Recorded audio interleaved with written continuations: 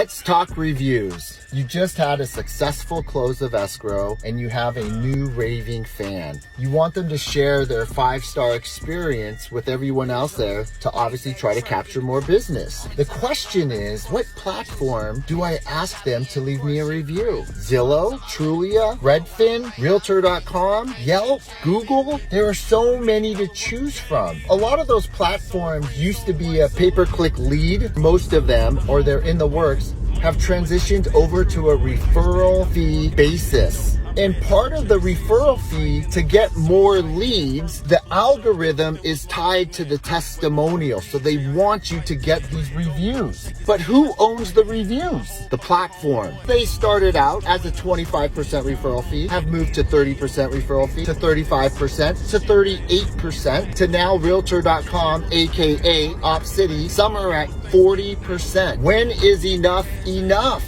These are great opportunities that don't cost you money, but at the same time, it's not gonna make business sense, especially with inflation and gas prices at $6 a gallon, and they're taking 40%. The answer is Google.